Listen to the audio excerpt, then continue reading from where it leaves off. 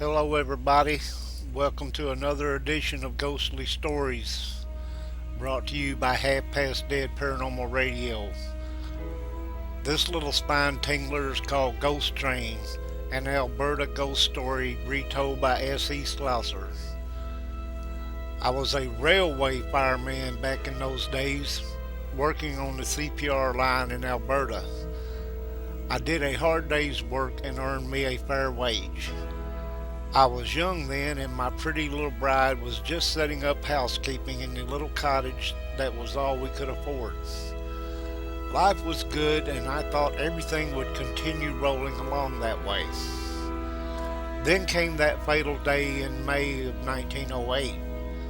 I was working nights that month, and my buddy Tuhei was the engineer. We were about 3 kilometers out of Medicine Hat when a blazing light appeared in front of the engine. It was another train on a collision course with us.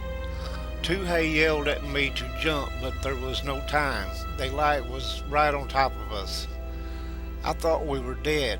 Then the oncoming train veered off to the right and ran past us, its whistle blowing and the passengers staring at us through the windows. But there was only a single track in that stretch of the hills, and it was the one we were on. I looked over at the shrieking, rumbling ghost train and saw that the wheels were not touching the ground. Well, we were mighty spooked by that incident. Tuhei decided to take some time off from engineering and began working in the yard. But I kept working the night shift as a fireman, not wanting some ghost train to drive me away from the job I enjoyed. A few weeks later, I was stoking the fire for an engineer named Nicholson when we heard the shrill whistle blast through the calm night air. We were on the same single track just outside of Medicine Hat, and the brilliant light of the ghost train burst out of nowhere, blinding us. Nicholson gave a shout of terror, and I thought my heart would stop. As before, the ghost train veered off to the right at the last possible second. I saw it race past us on the tracks that did not exist, its passengers staring curiously at Nicholson and I from out of the windows. That did it. I wasn't about to go back on the tracks after that.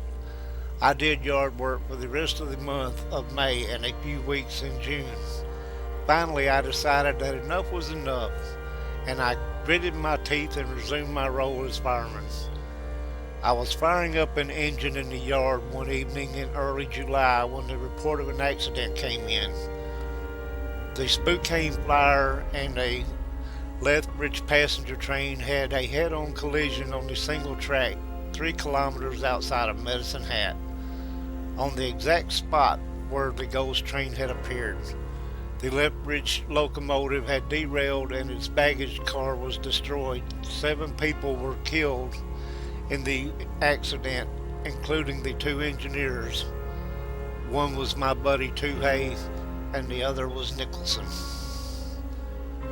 Thanks for joining us for another ghostly story, and be sure to tune in tonight for myself, Roger Belt, and my co-host Cheryl Lynn Carter for Ghostly Stories live show, and we will see you then.